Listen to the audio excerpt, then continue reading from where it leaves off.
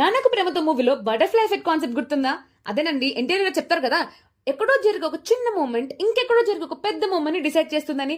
అలాగే 1979 లో బీహార్ లోని ఒక న్యూస్ పేపర్ లో పబ్లిష్ అయిన చిన్న ఆర్టికల్ ఒక పెద్ద రెవల్యూషన్ సృష్టించింది.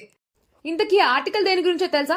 అండర్ ట్రైల్ ప్రిజనర్స్ గురించి. అంటే విచారణ పేరుతో ఎంతో మంది మగ్గిపోతున్న ఖైదీల గురించి ఒక చిన్న ఆర్టికల్ రాశారనమాట. ఆ ఆర్టికల్ చదివిన అడ్వకేట్ కపిలా గారు ఎలాగైనా దానికి ఒక సొల్యూషన్ తీసుకుని రావాలని చెప్పి ఒక రిట్ ఫైల్ చేశారు. కానీ రిట్ అయితే ఫైల్ చేశారు, కానీ లోకస్ స్టాండీ అనే ఒక రూల్ అడ్డం వచ్చింది.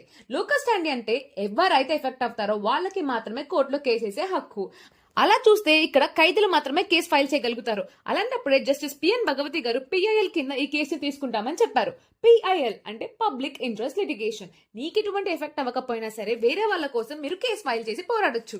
Environmental issues, child labour issues, women మీద జరిగే అట్రాసిటీస్ కావచ్చు, ఇంకేదైనా సరే పబ్లిక్ ఎట్ లార్జ్ ఎఫెక్ట్ అవుతున్నారు అంటే వాళ్ళ తరపున మనం కూడా కేసు వేయచ్చు.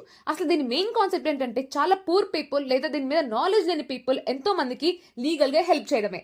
దీని గురించి కంప్లీట్ డీటెయిల్ గా రియల్ స్టోరీస్ తో చాలా ఇంట్రెస్టింగ్ గా ఒక ఫుల్ వీడియో చేశాను. నా ఛానల్ విజిట్ చేసి ఆ ఫుల్ వీడియోని ఒకసారి చూసేయండి. Thank you.